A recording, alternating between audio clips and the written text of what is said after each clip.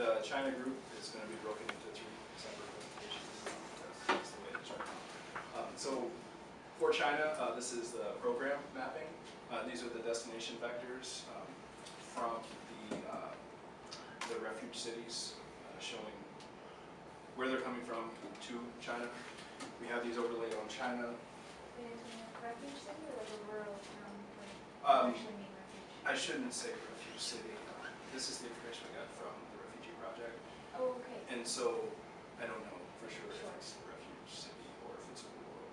Just association, something Right. between that, yeah. Population. Migration, Migration. where it's coming from, Beautiful. where it's going. Okay. This is on China, Guangdong province. So we have Shenzhen, our city shown there, and then on the city proper. So we looked at 4 different types of diagrams to show program. Land use by building type, construction by year, what they call urban villages, and then population disbursement. They look way better on the screen. Yeah, that's really muddled. Yeah, I'll fix that from that So, presentation. land use is what this is showing, is the different zoning between government, commercial, residential, and warehouse zoning within Shenzhen itself.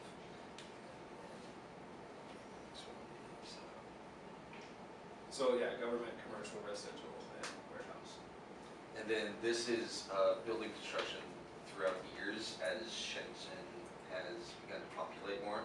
And so seeing the correlation between the two of how those zones started to appear from the construction itself. Could you, I'm sorry to interrupt you, could you go back to the program one for a second? So is there a center in a way in that warehouse district? Or it's evenly dispersed? It seems to be mostly coastal Okay. because of shipping routes Right. Right. and things like that. There are so many smaller nodes within the city. Right. It's like a bunch of smaller districts within the city. I guess we could maybe show those in the next Yeah. presentation to show the districts. Were you done? Yeah. And so here we have sort of the distribution of what they call urban villages. Right now, a big issue in China is the mass migration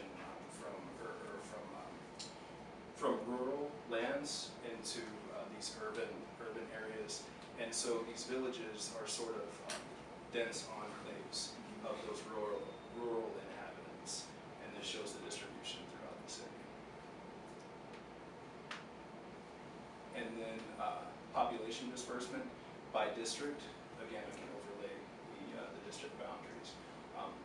But we thought this sort of this topographic sort of map here illustrates well the density and the volume of population throughout the city.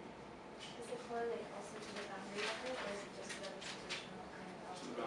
So I'm not sure what you mean by that, but when I constructed this, I put the highest population in the center of that province or of that district, and then created the extrusion based on Okay, so that. they're not, okay. So they're I'm just saying like the width of that, the cone at the base, that's relative to the way the city actually expands out. not necessarily, no. Just like the graph. Yeah, Right, it's really diagrammatic. yeah, we can, yeah. And that's it for program. For program. Yeah. You guys, I mean, what do you guys want? We're We're more or less walking You through. want to show right now? So one of the requirements was that they have the reaction and they also make all of this go to kind of tangible elements so they can go back and do it later. So I think some issues with the presentation, so we're going to just involve with the layers on and off, which is next phase.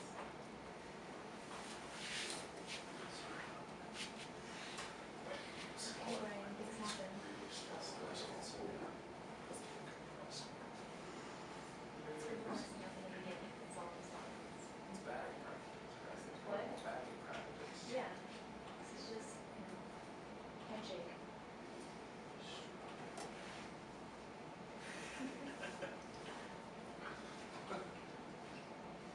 Control L. Control it all. Alright, so the next part would be transportation. An important thing to note, alright, so we're talking about airports, railways, highways, major roads, and minor roads. So there's a major airport in Shenzhen. It's a little above the densest part. It's up here where a lot of people would arrive by plane to stay there. And right there in the blue is a shipping port, and it's where a lot of tourists come in, where a lot of big ships come in, a lot of people on the island from other places around the world. But definitely it's an international airport. And I'm sorry it's blurry. I don't know why I said that. On the railways, the gray part is showing the 3 major dense districts in Shenzhen. And as you can see, this diagrammatic railway section, or railway diagram, all of them converge in like the major area with civic buildings. So you can see those red circles show the major intersections, which would be right around here, which is where the major civic buildings are, which is the densest part of Shenzhen.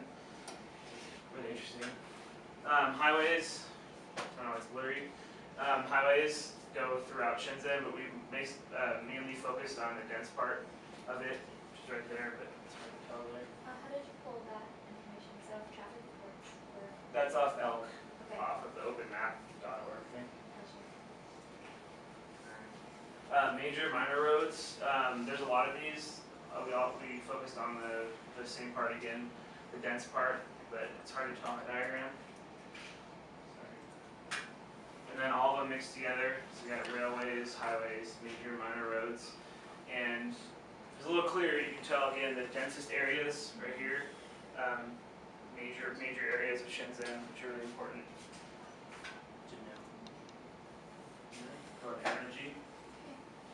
So because Shenzhen is a big a commercial center in China, and it's like China's producer factory. So a lot of produce going on, and electricity is the main part. Not only because like factory needs that, but also the residents. Like summer it is the hottest surface in China, and so the air conditioner with a lot of gonna use a lot of electricity, and as well as winter, because in China south part you really don't have the heating system, so in winter they gonna still use air conditioner to heat it up, and the red dots are the energy storage units, and we can show the dense part really are the dense part in the Shenzhen city also, and the squares are the 2 squares are new nuclear power. They are new setting.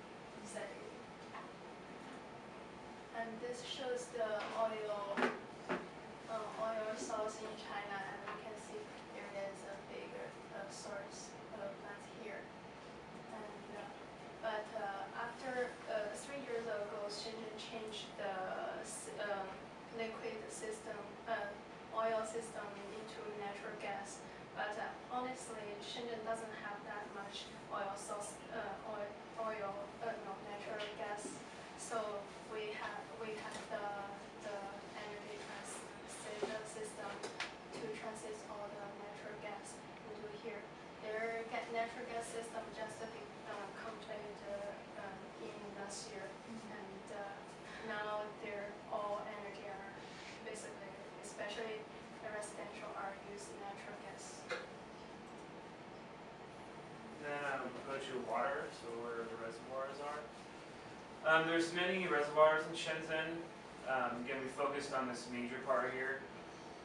And as the biggest reservoir is right here, which is, I don't know the name of it exactly, it's kind of hard to say, but it holds about 15 billion gallons of water for them. And even the smallest one, right here, even the smallest one holds like 750 million gallons of water. So I mean, they have a lot of reservoirs there, which is good.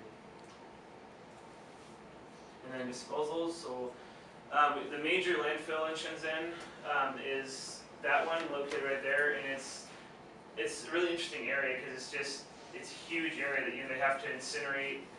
They incinerate over 8,400 pounds